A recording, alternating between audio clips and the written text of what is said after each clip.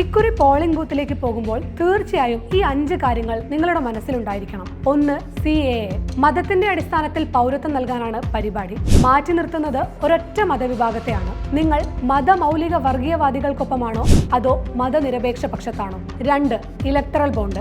രാജ്യത്തെ അന്വേഷണ ഏജൻസികൾ റെയ്ഡ് നടത്തിയ മിക്ക കമ്പനികളും BJPക്ക് ഇലക്ടറൽ ബോണ്ടുകൾ വഴി പണം നൽകി. നിങ്ങൾ വൻകിട കുത്തക മുതലാളിമാർക്ക് മുന്നിൽ ഓച്ചാനിച്ചു നിൽക്കുന്ന രാഷ്ട്രീയ പാർട്ടികളുടെ പക്ഷത്താണോ അതോ പാവപ്പെട്ടവർക്കൊപ്പം നിൽക്കുന്ന പാർട്ടികളുടെ പക്ഷത്തോ? 3. കർഷക സമരം. കാർഷികോൽപ്പന്നങ്ങൾക്ക് താങ്ങുവില ഏർപ്പെടുത്തണമെന്ന ന്യായമായ ആവശ്യം ഉന്നയിക്കുന്നവർക്ക് മുന്നിലാണ് സർക്കാർ കോൺക്രീറ്റ് മതിലുകൾ പണിത് പകരം വീട്ടുന്നത്. നിങ്ങൾ രാജ്യത്തെ ഊട്ടുന്ന അന്നദാതാക്കളായ കർഷകർക്കൊപ്പമാണോ അതോ അവരുടെ കഞ്ഞിയിൽ മണ്ണ് വാരിയിടുന്നവരുടെ കൂടെയാണോ? 4. മണിപ്പൂർ. അടങ്ങാത്ത നിലവിളികൾ മണിപ്പൂരിൽ നിന്നും ഇപ്പോഴും ഉയർന്നു കേൾക്കുന്നുണ്ട്. മാധ്യമങ്ങൾക്ക് അത് വാർത്തയെയല്ല.